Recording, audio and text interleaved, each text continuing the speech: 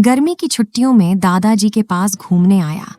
बालक उछलते कूदते दादाजी के पास पहुंचा और बड़े गर्व से बोला कि दादाजी, जब मैं बड़ा हो जाऊंगा तब मैं एक सफल आदमी बनूंगा।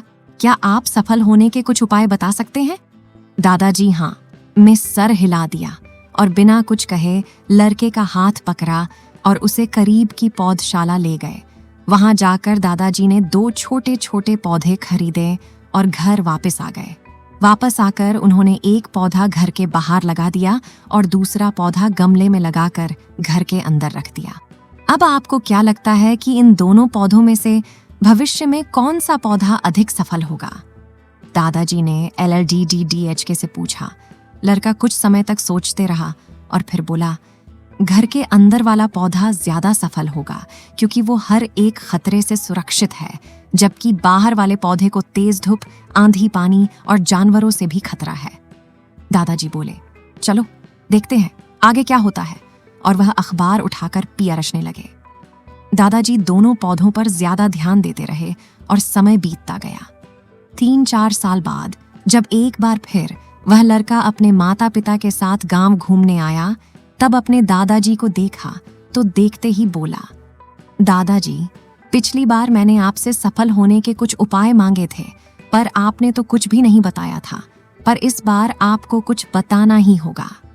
दादाजी मुस्कुराए और लड़हाके को उस जगह ले गए जहां उन्होंने गमले में पौधा लगाया था। अब वह पौधा एक पैर में बदल चुका था। लड़का बोला, देखा दादाजी, मैंने कहा था ना कि ये वाला पौधा ज्यादा सफल होगा। दादाजी ने बोला कि अरे, पहले बाहर वाले पौधे का हाल तो देख लो। और ये कहते हुए दादाजी लड़के को बाहर ले गए।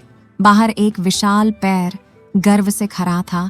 उसकी शाखाएं दूर तक फैली हुई थीं और उसके छांव में खड़े राहगीर आराम से बातें कर रहे थे। अब दादाजी ने पूछा, बताओ कौन सा पौधा ज्यादा सफल हुआ? लड़का कुछ शर्माते हुए बोला, बाहर वाला। लेकिन ये कैसे संभव है? बाहर तो उसे ना जाने कितने खतरों का सामना करना पड़ा होगा। दादाजी मुस्कुराए और बोले, हाँ, बाहर वाले पौधे को बहुत सी चीजों से सामना करना पड़ा, लेकिन समस्या का सामना करने से अपने फायदे भी तो है।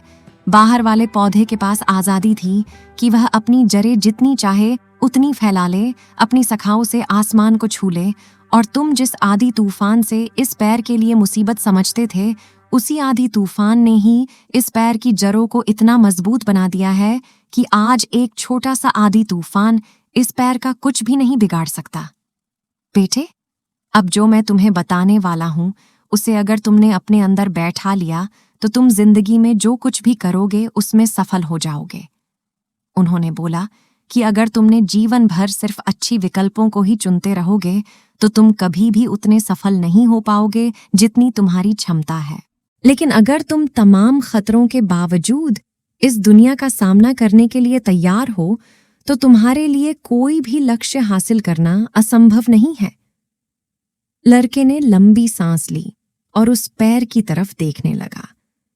वह दादाजी की बातों को समझ चुका था।